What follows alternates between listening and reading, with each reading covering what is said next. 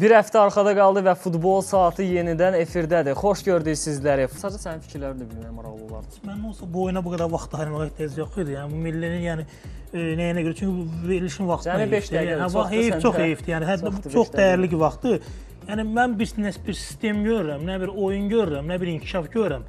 Yəni burada durub danışıq bizə bu qədər adam baxır. Yəni birdən bizim millinin oyunu açığın deyim heç kimin lap küçə futboluna oxşur. Yəni biz Makedoniya ilə oynayırıq. O dərəcədə deməz. Aslında vallahi elədir. Burada küçə futboluna oxşur. Burada mən sizlə qətir razı. Küçə futbolundan danışırsan, hansı sistemlə danışırsan? Taktika o demək deyil ki, taktiki sxemi də futbolçular icra edir bu birinci. Futbolçular yoxdur da. Futbolçular niyə? Futbolçular da var. Sadəcə olaraq futbolçu Pandevdir ki, bizə sübut elədi ki, 1-2 topu vurulub, Avropa futbolu budur. Əlbəttə ki, mən Pandevlə mən Pandevlə yerli futbol, Interin bir futbolçuyla yerli futbolçularımızı bir yerə qoymaq təbii ki, o da birdən-birə Inter gəlib çıxmır. Bax, o futbolçu biz hardan gəlib çıxır? O əvvəl hansı klublardan başlayıb sonra gedib Interə çıxır. Niyə bizimkilər çıxa bilmirlər? Gülünc olardı, yenə deyirəm, Pandevlə bizim futbolçuları bir yerə qoymaq. Amma yenə də istənilən halda oyunun ilk 30 dəqiqəsində hücumlar olurdu. Yenə deyirəm, niyə qol vura bilmirik? Milli komandanın tərəfdaşı kimi danışmaq istəmirəm. Mən bir futbolçu kimi baxdığım həmin oyunda stadionda idim. Yəni ilk növbədə yaxşı təsir bağışladılar. Hücumlar eləyirdilər, qol imkanları yaratdılar. Rəqibinə qol imkanı yaratmırdılar əksinə olaraq. Amma oyunun gedişatında orta xəttdə bir balaca yorğunluqmu deyim, bəzi futbolçuların bilmirəm istəksiz oyunumu deyim. Yəni bu amillərdə biz artıq geriləməyə başladıq və rəqibimiz də elə bir zəif rəqib deyildi ki, o hər halda razılaş ki, əsas heyətin bir çox üzvləri yox idi və 21 yaşlı uşaqlar meydana çıxdı. Baş məşqçi Muzika Rabotnitskinin baş məşqçisi olub, Interə qarşı oynayır. Mən onu yaxşı tanıyırıq. Gənclərlə işləyən bir məşqçidir. Mən Makedoniya heyətinə baxdım. Yalnız Pandev bir aparıcı futbolçu kimi gətirilmişdi bura ki, yəni o gəncləri belə deyək, qabağa aparsın. 3-4 nəfər var idi. Yəni mən də istəyirəm biz qalib gəlib hər bir milli mən nəyə görə bunu deyirik? Sadəcə olaraq yəni inkişaf edib qabağa getmək istəyirlərsə artıq çıxsınlar ölkədən. Pulu fikirləşməsinlər, karyeranı fikirləşsinlər. Yəni biz burada həmişə uduzurlar, bizə şablon deyirik. Təbii ki, zəif çıxış elədilər, amma ki, yəni demək olmaz ki, heç nə yox idi. Yəni taktiki gediş. Həmişəki kimi də, yəni həmişəkindən elə bir əlahiddə dəyişiklik mən görmədim şəxsən. Uzandakı oyun səndən az təsir etdi. Bayaq mən millinin oyunun danışdığında sistemsizliyi qeyd elədim. Arasına razılaşmadım. Amma mən yəni sistem buna deyirəm. Qarabağın burada qol deyirəm. Yəni düşünülmüş bir hücum quruldu və yekunda da məntiqi nəticə qol oldu. Yəni mən bu hücumları bunu yığmada görmək istəyirəm. Amma bunu görmürəm. Ona görə mən sən bayaq onu qeyd elədim. Amma yenə də sözünü kəsirəm, bağışlayasan gərək məni. Amma ki, yəni burada da fərdi, yəni düzdür, pisləmək istəmirəm ki, milli komanda pisdir ya, həmin oyunçular da milli komandada da oynayırlar. Sadəcə olaraq son nöqtəni vurmaqda hər hansı bir futbolçunun fərdi keyfiyyətləri artıq çatmır. Yəni Interin müdafiəçiləri buna imkan yaratdılar. Yəni Adamiya çöndü, verdi Bəxtiyara, Bəxtiyar qıraqdan ötürmə elədi və Rauf hiləgərcəsinə sola göstərib sağa açıldı müdafiəçinin qarşısına. Amma yüksək səviyyəli oyunlarda bunu müdafiəçilər imkan vermirlər buna. Makedoniya yüksək səviyyədə milli deyil o qədər. Hal-hazırda sözünə bir qüvvət, bu yaxınlarda hansısa bir məşqçisi idi. Yəni yığma komandanın məşqçisi idi, yoxsa klub məşqçisi idi. Özü qayıtdı ki, Qarabağ komandası milli komandadan yaxşı oynayır. Anderlecht'in Brügge'nin baş məşqçisi Adri Koster. Yəni bəli, mən o həqiqətən hal-hazırda ancaq mənimlə razılaşın ki, Makedoniyanın dörtlü müdafiə xətti hal-hazırdakı Interin dörtlü müdafiə xəttindən qat-qat üstündür. Yəni bunlar mənimlə elə düşünürəm ki, razılaş ki, yəni düzən millidə oynamısan, biz də milli dəstəyirik. Yox, millidə oynadığıma görə demirəm. Sadəcə olaraq tərifə layiq şey olsun, tərifləyək də. Futbolun, yəni bu futbolda gördüklərimə görə deyirəm. Yəni mən buradan durub deyərəm ki, pisdir, yaxşı oynamadılar. Təbii ki, yaxşı öz bacarlıqlarından aşağı səviyyədə oynadılar, amma vurulan qollarda sistemsizlik demək mən düşünürəm ki, bir düz sayılmazdır. Mən sadəcə demək istəyirəm ki, sistem mən ona deyirəm ki, Qarabağın o hücumu indi Inter zəifdir, Makedoniya güclü onu qoyuram qırağa. Yəni fakt düşünülmüş hücum, yekun məntiqi nəticə mən biz bunu millidə görmək istəyirik. Millidə imkan vermirlər o düşünülmüş oyunu eləməyə. Çünki onlara qarşı oynayan futbolçular səviyyəcə yuxarıdır. Qazaxıstan məgər səviyyəli yığmaydı. Sən həm dediyin Rauf kimiyyətindən düşərmədi Qazaxıstanın qapıya. O da fərdi ustalıq səviyyəsi. Burada niyə vurdu? Bəlkə orada məşqçi olmalıdır da. Enyo Krastovçev yerdə qaldı. Xəzər Lənkəranlı futbolçu da mən bu epizoda baxdıqda, yəni düşünürəm ki, 11 metrlik cərimə zərbəsidir. Çünki müdafiəçi fikir versəz topa həmlə etmək istəyir. Topu çəkdikdən sonra tam ayağına gedir və düşünürəm ki, bu 11 metrlik cərimə zərbəsidir və hakimin fikrindən yayındı. Mən amma əksinə düşünürəm ki, burada 11 metrlik zərbə yoxdur. Nəyə görə? Çünki aşkar təmas yoxdur, həm də futbolçu özü də özünü atır ya. Həm də hakimin gözünün qabağındadır. Razılaş ki, mənimlə müdafiəçiyə diqqət yetirsəz, topa vurmaq istəyir, ayağını aparır və hücumçunun ayağına o vurur. yıxılmaq istəmir. Sadəcə bir topu götürəndə o bir oyunçuya götürür. Yəni o topu özünə çöndərəndə topu itirmişdi. Ancaq çönəndə diqqətlə fikir versəz, orada oyunçu var, təmas var. Futbolçu var. Yəni penal vermək biraz çox. 2-3 futbolçunun dəxli yoxdur. İstir qabaqda 11 futbolçunun 11-i də olsun belə. Yəni əgər cərimə meydançasının içində təmas varsa penaldır. Təmasdan da başqa təmas deyil. Bu açıq-aşkar topa vurmaq istəyir. Hücumçu topu qırağa çəkir və topa dəymir. Və ayağını da ayağına etmişdir. Mən düşünürəm ki, bu təmas var. Bir də hakimin gözü önündə idi. Düşünürəm ki, bunu görməli idi. O da çox ağırdır. Çünki biz burada nə bilə bilərik, təmas var ya yoxdur. Yox, təmas var, ancaq topu da itirir.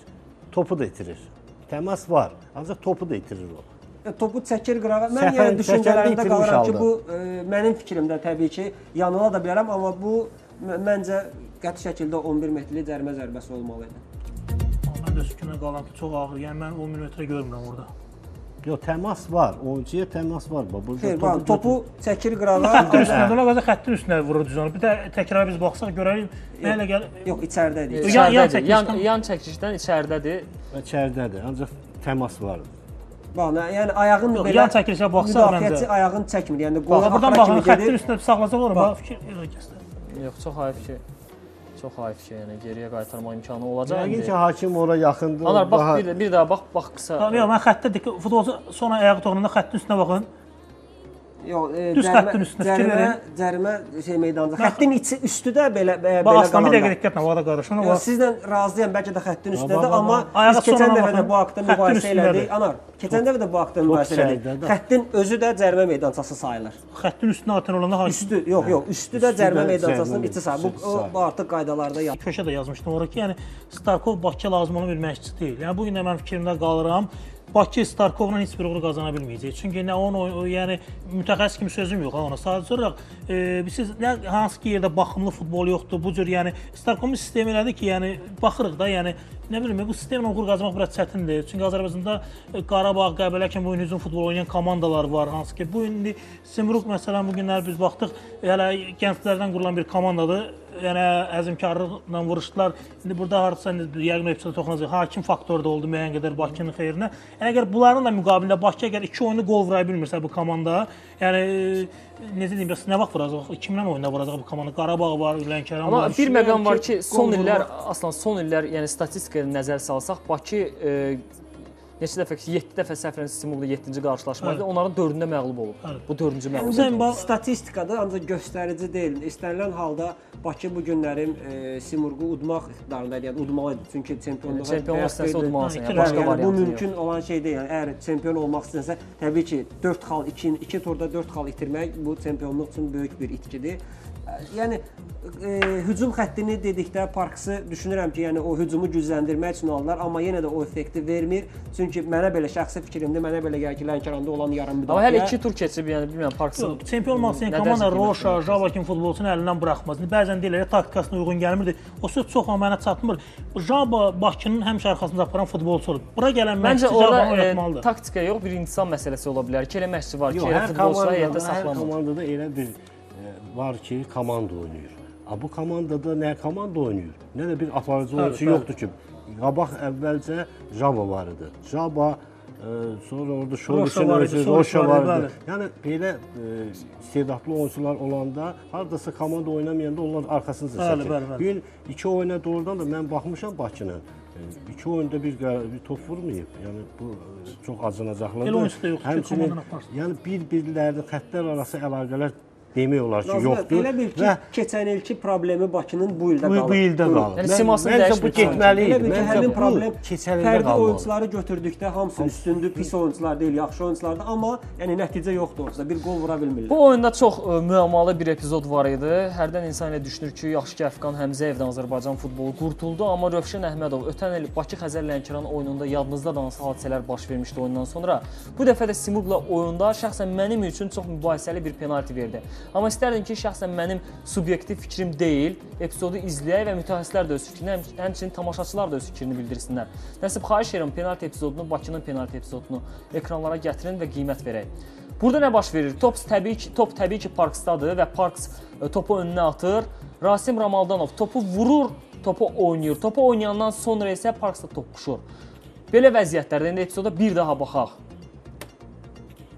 Anar, səndən başlayaq. Penalti olmalı deyə deyil. Topa vurdu, top getdi, top quşdular. Yəni burada müdafiəçi topu vurur çıxardı. Yəni birbaşa topa müdaxilə edir. Düz kiməsə görə görünə bilər ki, təhlükəli oyun kimi ayağını qaldırır. Amma topu vurur çıxardır. Yəni əgər topu da vurub çıxarsa hakimin gözünün qabağına, mən açıq deyim burada heç kim inciməsin. Burada sadəcə hakim bir növ Bakının nüfuzuna görə verdi o penalti. Həmin epizod Simurgun qapısında olsaydı mən inanmıram ki, orada penalti verilirdi. Və sarı vərəqəni ümumiyyətlə başa düşmürəm. Yəni bizim hakimlərdə bir dəf alınmalı, bir qərarı verir, heç özü də əmin deyil. Orada nəsə var, yoxdur. Sadəcə olaraq sanki verdiyi qərardan əmin olmuş kimi çıxardı, sarı vərəqə göstərir.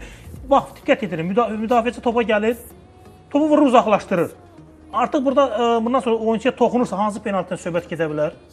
Bəlkə mən səhv deyirəm, Səraldın qonaqlar da düşünürəm. Mən də Anarın fikrinə qatılıram və düşünürəm ki, burada da 11 metrlik cərimə zərbəsi yoxdur. Çünki müdafiəçi topa gedir və topu vurub çıxardandan sonra yəni toqquşurlar oyunçuna. Yəni bu da o öz ayağını dala topa vurduqdan sonra ayağını dala çəkmək qeyri-mümkün. Yəni vurduğun inersiya halında ayaq da gedir. Sadəcə biz bu bir epizoddan baxırıq, yəni hardasa bir rakusdan baxırıq. Orada oyunçu bir balacada təhlükəli oyun var. Top oyunçunun sinəsi üzərindədir. O ayağını qaldırır, çıxardır. Yəni orada mən deməzdim penalti, hardasa cərimə zərbəsi vermək olardı təhlükəli oyun. Təhlükəli oyundan az mən gərək onda təmas olmayadı. Çünki təhlükəli oyun o zamandır ki, ayaq qalxır, yəni təhlükəli oynayırsan. Amma burada dəyir, topu vurduqdan da sonra dəyir. Ona görə 11 metr cərimə zərbəsi verilirdi. Yəni ona görə biz deyə bilmərik də. Mən 100% əmin deyiləm ki, burada Rövşən Əhmədov da hardasa təcrübəli hakimlərdən biridir. Amma düz gözünün qabağına. Yəni Rövşən Əhmədov düz təcrübəli hakim ola bilər, amma ötən mövsümün gedişində onun səhvləri da bizi boğaza yığmışdı, həmçinin tamaşaçıları. Məsələn, Qarabağ Neftçi oyununda aşkar 2 epizod var idi ki, yəni heç birində insan nəinki penalti, cərimə zərbəsi görmədi. Yəni kifayət qədər var. Bakı Xəzər Lənkəran oyunu vardı kubokda. Reklamda da doğrudan da düz demişik ki, hakimlərin işi çətin olur. Yəni bu baxın müdafiəçi topu vurub çıxardır da. Yəni mən topu vurub çıxardıram. Yəni mən axırı topa vurmayıb rəqibə dəysəm sənə razıyam. Sarı vərəqəni mən başa düşmürəm. Sarı vərəqə hansı məntiqlə göstərilir burada? Bir tərəfdən görsənən işə açığı mən baxmışam neçə dəfə. Baxın da salona. İki tərəfdən baxanda daha rahat olur. Bilmək olur ki, orada var. Top görünür ki, topu vurub çıxardır da. Yəni müdafiəçinin məqsədi topu oynamaq idi, onu da çıxardır. Uzaqlaşdırır cərimə meydançasından. Oyunçu çıxardır.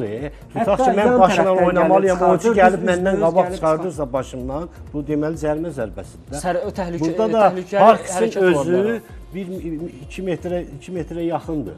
Hardasa Parkinson özü. Onun sinəsi elə hardasa 1 metr 80 sant olar da.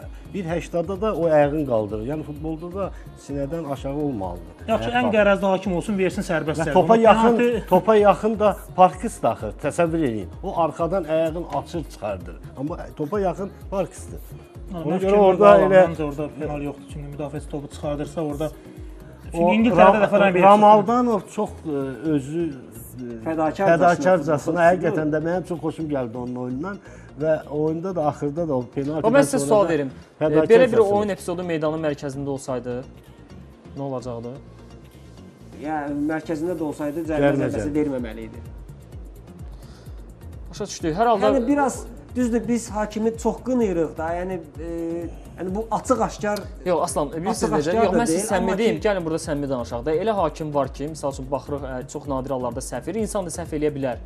Amma bu hakim Rövşən Əhmədov keçən ildə ən kulminasyon məqamlarda insan səhvlərə yol verirdi.